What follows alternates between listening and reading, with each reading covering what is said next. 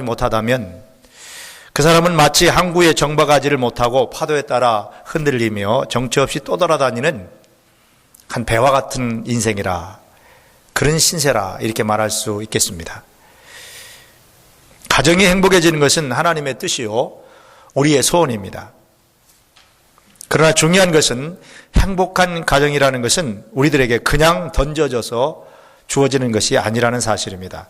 스스로 갖고 가는 과정에서 얻어지는 것이라는 말이죠. 우리가 하나님을 믿는 사람들이라면 우리들은 물론 세상에 나가서도 열심히 일해야 합니다. 또 빛과 소금의 본분을 다 하면서 하나님의 영광을 드러내면서 살아야 하지만, 그와 동시에 우리가 몸담고 살아가는 가정을 행복하게 가꾸는 것도 하나님께서 우리에게 주신 사명이고 중요한 책임입니다. 오늘 사도 바울이 골로새서 3장 말씀 가운데서 우리에게 말씀하시는 의도도 이런 맥락에서 묵상할 수 있습니다. 골로새서는 교훈과 권면의 말씀인데요, 골로새서 3장 1절 말씀에 보면 이런 말씀이 있습니다. 그러므로 너희가 그리스도와 함께 다시 살리심을 받았으면 위의 것을 찾으라. 한번 따라서 해보십시다. 그러므로 너희가 그리스도와 함께 살리심을 받았으면 위의 것을 찾으라. 여러분, 이 간단한 한 말씀은요, 우리 그리스도인들에게 주어진 소중한 삶의 명제가 다 담겨져 있습니다. 너희가 그리스도와 함께 다시 살리심을 받았으면, 이 말씀은 우리가 누구인지 우리의 정체성을 분명하게 확신시켜주는 말씀입니다. 인생을 살면서 나는 누군가 라고 하는 퀘션과 질문을 많이 갖지요. 나는 누구입니까? 여러분은 누구입니까? 분명한 대답이 오늘 말씀에 있습니다. 그리스도이신 예수를 통해서 새 생명을 얻은 사람이다. 아멘. 아멘. 그리스도를 통해서 새 생명을 얻은 사람이 저와 여러분이에요. 우리 신분, 정체성이 분명합니다. 과거에는 죄와 허물과 악한 본성을 가지고 살았는데 이제는 그 모든 옛사람은 다 사라져버리고 오로지 예수 그리스도를 통해서 새롭게 지음을 받은 새로운 피조물로 세상에 존재하는 사람이 저와 여러분 성도 그리스도인입니다. 이 그리스도인의 정체성을 확실하게 알아야 됩니다. 자, 이런 우리들이 어떻게 살아야 할 것인가를 말씀하는데 따라합시다. 위의 것을 찾으라. 자, 우리가 어떻게 살아가야 할 것인지 일깨워주는 말씀입니다. 사는 모습이 이제는 과거와는 완전히 달라야 한다는 거예요.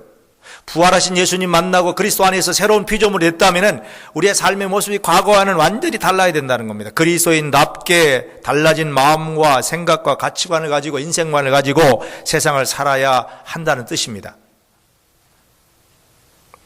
이렇듯 위의 것을 찾는 달라진 삶의 모습이 내 자신의 내면 속에서도 일어나야 되겠고요, 구체적인 나의 삶 속에도 일어나야 되겠고, 생활 습관과 가치관과 생각하는 것, 말하는 것 속에서도 나타나야 되는 것입니다. 그리고 사람들과의 관계 속에서도 그런 변화가 나타나야 되고, 우리가 일터에 나가서 일을 하는 걸 통해서도 내가 그리스도인이라는 것이 드러나야 한다는 것입니다. 더 나아가서는 이런 모습이 가정생활 속에서도 나타나야 한다는 것을 바울이 말합니다. 정말 가정에서 이 신앙이, 변화된 신앙이 나타나는 것이 진정한 신앙이 될 수 있다는 것을 말합니다. 오늘 우리가 읽은 말씀이 바로 그 대목인 것이죠. 우리가 그리스도를 통해서 다시 살리심을 받은 거룩한 하나님의 나라의 새로운 피조물이 되었다면 가정에서 어떻게 생활해서 행복한 가정을 이루어갈 것인지를 말씀하고 있는 것입니다. 자, 이 말씀을 다시 말하면은 내가 몸담고 태어날 때부터 죽을 때까지 몸담고 살아가야 할 가정을 행복하게 갖고 가는 것은 그리스도인으로서 가장 중요한 책임이요, 인생의 과제요, 사명이라고 하는 사실을 선언하고 있는 말씀이 오늘 본문 말씀입니다. 오늘 사랑하는 성도 여러분, 가정의 달을 맞아서 여러분의 가정의 모습이 어떻든 간에 지금 있는 이 모습 그대로 이 가정이 행복한 가정이 되기를 바라는 간절한 소원을 이 아침에 다시 한번 여러분의 마음속에 가득히 품으시기를 주의 이름으로 축원합니다. 소원을 품으면 소원대로 하나님 이루어 주시는 것입니다. 누가 우리의 가정을 좀 행복하게 해줬으면 좋겠다, 그런 기대를 마시고요, 누가 해주는 것이 아닙니다. 사도 바울 오늘 말씀을 통하여서 누가 우리 가정을, 어떤 환경이 우리 가정을 행복하게 해주는 것이 아니라 이제 예수 믿고 거듭난 새로운 피조물이 된 저와 여러분이, 내가 우리 가정을 행복하게 만드는 요인이 되어야 된다는 것을 말씀합니다. 내가 앞장서야 된다는 거예요. 주님의 사랑으로, 믿음으로 힘써야 된다는 것을 말씀하고 있습니다. 그렇다고 한다면 그리스도인은 거듭난 저와 여러분이 가정의 행복을 위해서 우리가 해야 할 일은 어떤 것이 있겠습니까?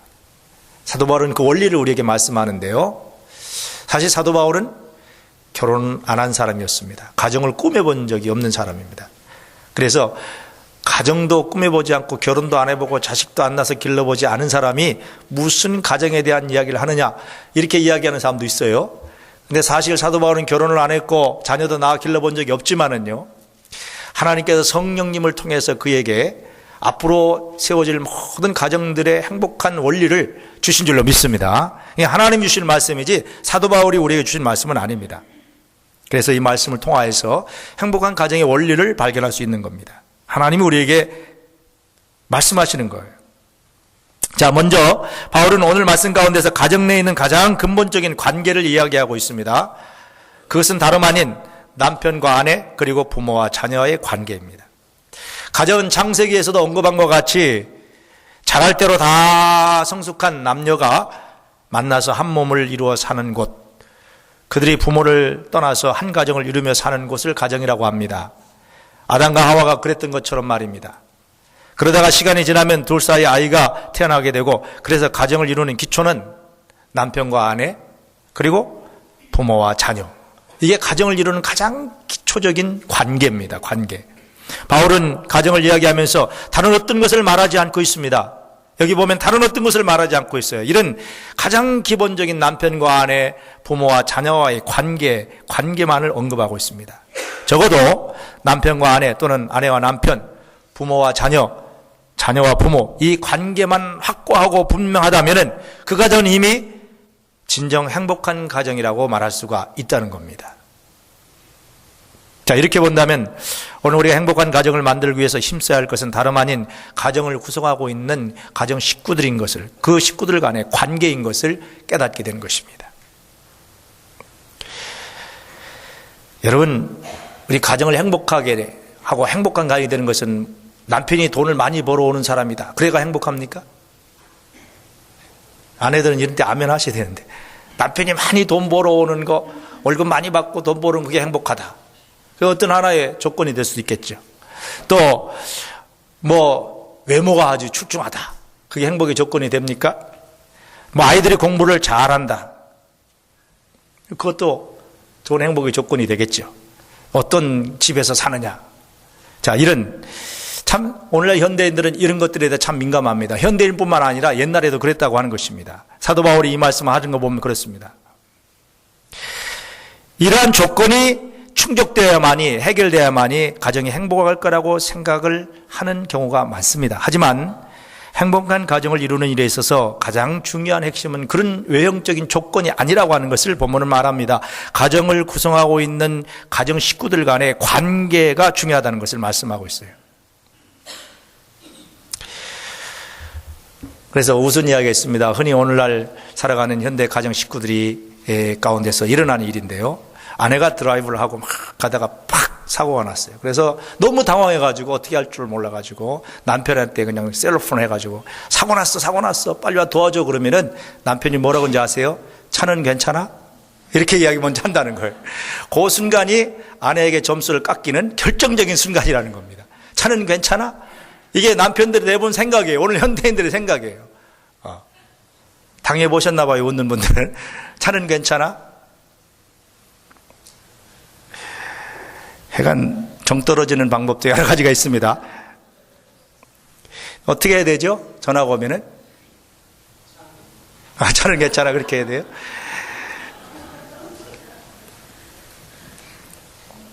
그렇게 말하면은 안 돼요? 네. 당신 괜찮아? 차야 다시 사면 되고, 망가졌으면 바디사베가 고치면 되지? 괜찮아. 이렇게 이야기를 해야 된다는 거예요. 속으로는 좀 부글부글 끓더라도 그렇게 이야기를 해야 된다는 거예요. 그런데 그렇게 이야기를 안 해요. 그냥 튀어나오는 거예요. 차는 괜찮아.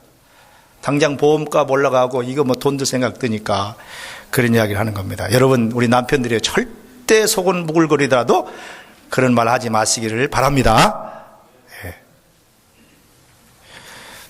현실적으로 우리는 가족들에 대하여 이런 생각을 가질 때가 얼마나 많은지 몰라요.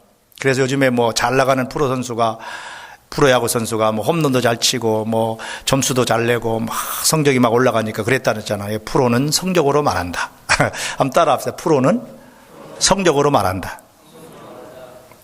이게 현대인들이 공감하는 말이에요. 결과가 모든 것을 말해준다는 것이지요. 이건 프로 선수의 세계뿐만 아니라 학교나 직장이나 모든 삶의 영역에 해당되는 이야기라고 합니다. 우리는 이런 살벌한 현실 가운데 살고 있습니다. 정말 결과가 좋아야만, 나타나는 실적이 좋아야만 인정받는 시대 속에 삽니다. 이런 가치관이 가정에 들어와가지고 가정에서도 차는 괜찮아? 이렇게 먼저 나가게 된다는 거예요. 이게 또 교회까지 들어와가지고 교회도 그렇습니다.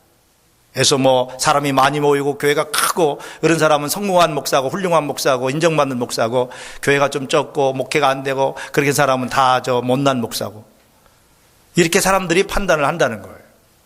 여러분은 혹시 안 그러세요? 목사가 무능해가지고 교회 부흥 안 된다 이렇게 보지는 않습니까? 이게 세상적인 가치관이 이게 돌아서 그렇다는 거예요. 결과와 실적을 따라서 사람을 판단하고 평가하는 것들이 바로 오늘 가정 안에도 들어와 있다는 거예요. 이 가족 관계가 이러한 가치관 때문에 영향을 받고 있는 것이 오늘 현실입니다. 하지만 오늘 바울은 가정을 말하면서 다른 어떤 것도 이야기를 하지 않습니다. 오늘 말씀해 보세요. 남편이 돈 잘 벌어왔다고 남편을 공경하라고 그랬습니까? 남편이 뭐 국회의원이 되고 교수가 되고 남편이 세상에서 명예와 권세를 얻었기 때문에 남편을 공경하라는 말을 하잖아요. 남편 공경하라 이렇게만 이야기합니다. 집에 있는 아내가 현숙하고 다른 사람보다 더 예쁘고 뛰어나서 아내를 사랑하고 귀중히 여기라 그런 말 하지 않습니다. 자녀가 공부 잘해서 명문대학에 갔기 때문에 그 자녀를 노엽게 하지 말라 그렇게 하고 말하고 있지 않습니다. 좋은 직장에 다니는 아들이니 그들을 존중해 주라고 하지 않습니다. 훌륭한 업적을 많이 남긴 자랑할 만한 부모니까 그 부모를 공경하라 그런 말을 하지 않고 있어요. 단지 내 남편이기에, 내 아내이기에, 나를 낳고 길러주신 부모님이기에 하나님께서 허락하신 축복의 선물이 자녀들이기 때문에 적어도 가정은 있는 그대로를 인정해주고 존중해주는 그런 가정이, 그게 정말 행복한 가정이라는 거예요. 우리 가정은 적어도 그가 내 가족이기에 소중하고 사랑스럽고 귀중히 여김을 받아야 하는 곳이라고 하는 것을 마음속에 새기라고 오늘 바울은 우리에게 말씀하고 있는 것입니다.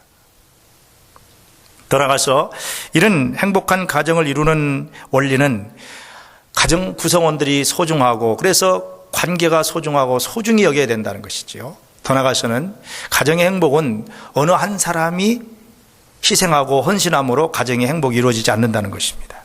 오늘 본문은 이것을 깨워주고 있어요. 남편은 남편으로서, 아내는 아내로서, 부모는 부모로서, 자녀는 자녀로서 저마다 할 몫이 있다는 것을 오늘 본문은 말씀합니다. 참 원론적이고 별로 새롭게 느껴지지 않을지 모르지만은요, 사도 바울이 살던 시대를 이해하면은 사도 바울이 이런 선언을 한 것은 엄청난 선언입니다. 특히 오늘 말씀에 보면은 남편이 아내에 대해서 어떻게 하라고 그랬습니까? 남편들아 아내를 사랑하며 괴롭게 하지 말라.